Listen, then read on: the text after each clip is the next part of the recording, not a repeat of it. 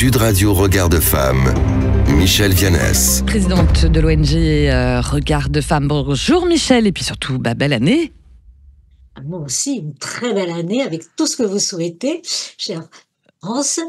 Et puis, tout d'abord, bien sûr, je voudrais souhaiter à tous les auditeurs et auditrices qui suivent la chronique Regard de Femme tous les samedis matins, ainsi qu'aux journalistes, à toute l'équipe technique de Sud Radio, une superbe année 2025, gérée dans tous les domaines, que ce soit familial, professionnel et social. Voilà, c'est dit. Alors, en 2025, vous allez célébrer le 120e anniversaire de la loi du 9 décembre 1905. On va en parler.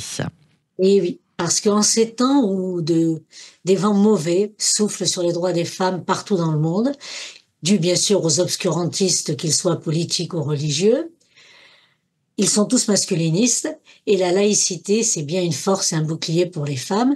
C'est d'ailleurs le titre de la tribune que j'avais adressée au Monde et qui a été publiée par Le Quotidien lors du centenaire de la loi en 2005.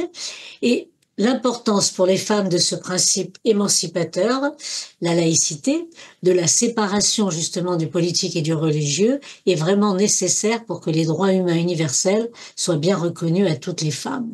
Et en effet, on retrouve les constantes misogynes qui ont abouti à la discrimination des femmes dans toutes les religions. Et elles sont toutes utilisées par les hommes et les États pour posséder le corps et l'esprit des femmes. La semaine dernière, nous parlions de l'hymen et de la virginité, toujours dans cette esprit. Et donc, dans la chronique déjà, il y a 20 ans, j'alertais sur le retour des fondamentalismes religieux qui ne peuvent tolérer l'émancipation des femmes, notamment la maîtrise de leur désir d'enfant et leur autonomie financière par les activités professionnelles. Oui, ça ne s'arrange pas forcément. Qu'en est-il aujourd'hui alors, selon vous, Michèle ? La situation ne fait que s'aggraver. Alors, si en France, nous avions inscrit l'an dernier dans la Constitution la liberté pour les femmes du droit d'avorter, on constate que dans le reste du monde, aux États-Unis et dans tout le continent américain, en Europe, en Afrique, les régressions sur ce droit à l'avortement et sur l'accès à la contraception sont présents partout. Et je voudrais quand même rappeler en ce début d'année que dans le monde, une femme meurt toutes les 9 minutes d'un avortement non sécurisé. Et c'est la mainmise sur la fécondité et la sexualité des femmes qui a été et qui reste le moteur de l'oppression. On voit à l'ONU, puisque vous savez que j'y vais fréquemment, les votes conjoints du Saint-Siège, qui a beaucoup à dire sur les femmes, bien sûr, de la Pologne, des fondamentalistes protestants américains dont on parle peu, mais c'est la même chose, et des États musulmans dans toutes les conférences internationales contre justement l'accès des femmes au droit à disposer de leur corps. Et les droits des femmes sont bafoués partout dans le monde et l'emprise sur le corps et l'esprit des femmes perdure partout. Ouais. Alors avec votre ONG Regard de Femme, quelles actions préconisez-vous, Michèle ? Eh bien, nous demandons à ce que soit étendue la Convention internationale sur l'apartheid à l'apartheid fondé sur le sexe.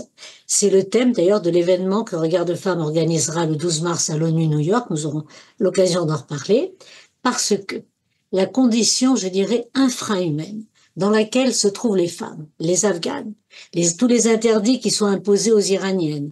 On nous dit qu'aujourd'hui, la magistrature serait interdite aux femmes, serait la première mesure qui serait prise par les islamistes au pouvoir en Syrie.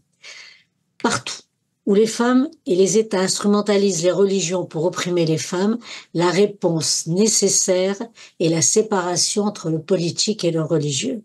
Cette indispensable laïcité qui organise justement un espace politique qui repose sur la liberté de conscience, l'égalité en droit, des options philosophiques et des croyances religieuses et la fraternité républicaine. Je rappelle que c'est la fraternité à l'autre, celle où celui est différent par la couleur, par la religion, par le sexe.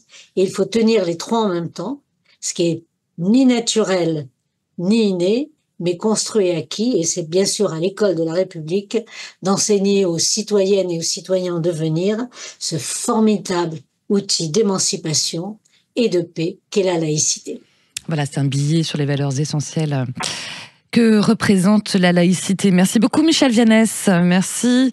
Et on vous retrouve bien sûr le week-end prochain pour Regard de Femme. Merci. Merci Laurence.